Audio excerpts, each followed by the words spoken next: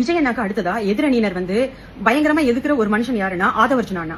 ஏன்னா அவரோட போல்டான ஸ்பீச்னால இவ கப்பலாம் வெளியில கொண்டு வராரு, ஒன்னொன்னா சொல்றாரு, அது பிரஸ் மீட்ல மக்களுக்கு தெரிய வருது. இதெல்லாம் பார்க்கும்போது இன்னொன்னு மக்களுக்கு இவர் மேல ரொம்ப பாசம் அதிகமாகுது. இதெல்லாம் எப்படி கெடுக்கணும் அப்படின்றதுக்காக அவர் மேல தேவையில்லாத வதந்திகளையும் தேவையில்லாத திருப்பி பேசுறது, இப்படி ஒரு விஷயம் சொன்னா மாத்தி சொல்றது, அந்த மாதிரி எல்லாம் ஃபேக்கா பண்றது எதிரணியினரோட ஒரு வேலை.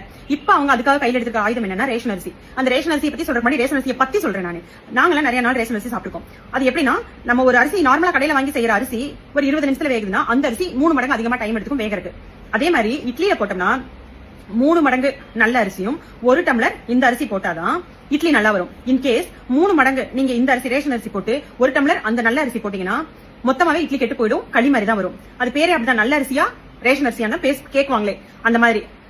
அப்படிதான் நம்ம சாப்பிட்டுருக்கோம். நாங்கெல்லாம் நிறைய நாள் சாப்பிட்டுருக்கோம். அந்த அரிசியை பத்தி நான் தப்பா சொல்ல, அதனால நான் நிறைய நாள் வயிறாரி இருக்கேன். அதனால அந்த அரிசியை பத்தி தப்பா சொல்லல. பட் அந்த அரிசி அப்படிதான் இருக்கும், அதுதான் உண்மை, யாருனாலையும் மறுக்க முடியாது. இப்ப ஆதவர்ஜுனா நான் சொன்ன விஷயத்துக்கு வருவோம். ஆதவர்ஜுனா அந்த ஸ்டேஜ்ல என்ன சொன்னார்னா, மாட்டுக்கு போடுற அரிசியை, ஓகேவா, மாட்டுக்கு போடுறாங்க இல்ல இட்லிக்கு போடுறாங்க, மக்கள் சாப்பிடுற மாதிரி அந்த அரிசி இல்ல, அதனால மக்களுக்கு நல்ல அரிசியை கொடுங்கன்னு சொல்லி முதல்வர் சொல்லியிருக்காரு அப்படின்னு சொல்லி சொன்னாரு. இன்கேஸ் அவரு மாடு சாப்பிடறதெல்லாம் இந்த மக்கள் சாப்பிடுதே அப்படின்னு சொல்லி கேட்டிருந்தாருன்னா கண்டிப்பா அவரை எதிர்த்து நம்மளே கேள்வி கேட்கலாம். ஆனா அவர் அப்படி சொல்லலையே. தமிழ்நாட்டுல இருக்கிற எல்லாருமே உணவுன்றது ஒரு முக்கியமான விஷயம், அது நல்லதா சாப்பிடணும் அப்படின்ற ஒரு முதல்வர் நினைக்கிறது எவ்வளவு பெரிய நல்ல விஷயம். இதை விட வேற என்ன மாற்றம் வேணும்?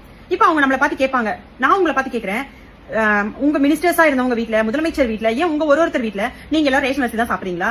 இது வரைக்கும் சாப்பிட்டுருக்கீங்களா?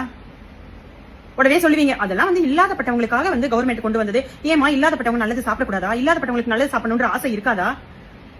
இல்லாதப்பட்டவன் இருக்கப்பட்டவன்ற பாரபட்சம் இல்லாம இருக்கிறவன் தான் உண்மையான தலைவன். அந்த தலைவனா எங்க அண்ணன் இருக்காரு. இதை விட தமிழ்நாட்டுல வேற என்ன மாற்றம் வேணும்? உண்மையாலுமே இந்த விஷயத்த சொன்னதுக்கு நம்ம தமிழக முதல்வர் சிஎம் விஜய் அண்ணா அவர்களுக்கும் அதை நம்ம கிட்ட கொண்டு வந்து சேர்த்த ஆதவர்ஜுனா அவர்களுக்கும் மக்கள் இந்த உண்மையான அந்த ரேஷன் அரிசி இப்படிதான் இருக்கும் நான் சொன்னதை ஏத்துக்கிறவங்க கண்டிப்பா அவருக்கு கிளாப்ஸ் தான் பண்ணுவாங்க.